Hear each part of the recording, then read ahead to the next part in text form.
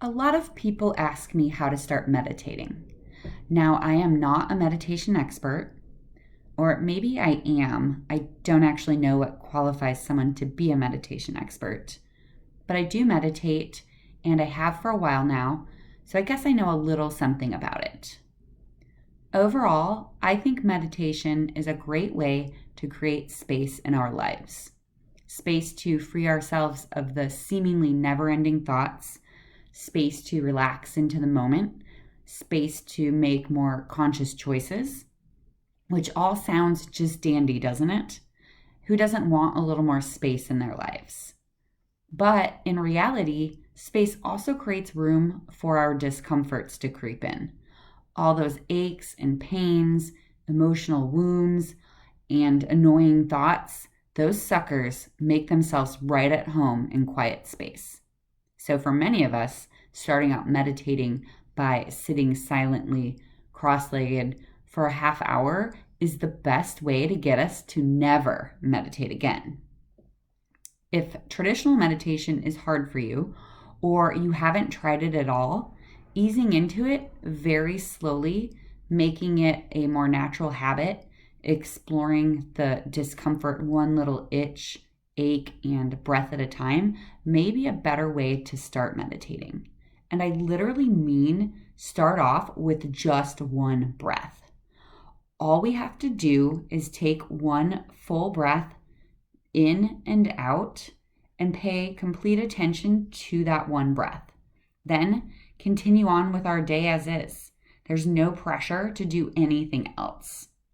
We could do this one time only, but it's much more helpful to take one breath all throughout the entire day. The easiest way to do this is to anchor it to a habit we already do many times during the day. This could be whenever we open a door or our phone buzzes with a message. Some people will set their phone to chime throughout the day as a way to practice it. Whatever it is that we do multiple times a day. We also want to anchor it to a neutral habit first, one that isn't so emotionally charged, because it's really hard to remember to do this stuff when we're upset. Ultimately, taking one breath when we're upset will be very helpful, but wait until it's actually a habit before wading in with the sharks. What this one breath does is it creates more space and presence in our life without having to set aside any extra amount of time. We can do it anywhere, anytime, and no one knows what we're up to. Ultimately, this extra space that it creates in our life leads us to feel more peaceful and have more clarity, even for those with severe depression and anxiety. We find ourselves more easily and effortlessly changing so-called bad habits, and the extra breath gives us an opportunity to make more mindful decisions, but without any of the pressure. Once it's a habit, you can always up the ante and do 2 breaths and then 3, however many you want.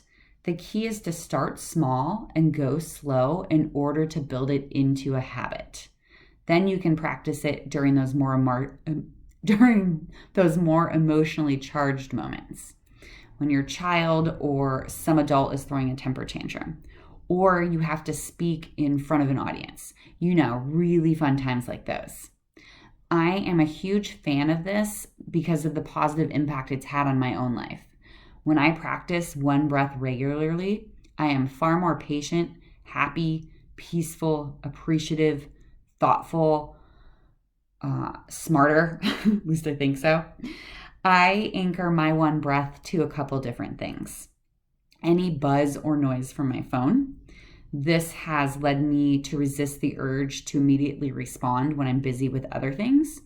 And more importantly, I often just turn it to silent when I don't want to be interrupted. But my all-time fave is whenever I stop at a stoplight or a stop sign.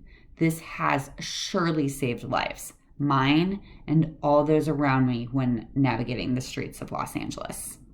So no excuses, folks. Anyone can do this. Anyone. I promise you'll notice a positive difference. And if not, you can have your money back. And if you do notice a positive difference, please let me know that. Ask me any questions in the comments below, like this video, and subscribe to Mindfulness IRL for more mindfulness and meditation tips.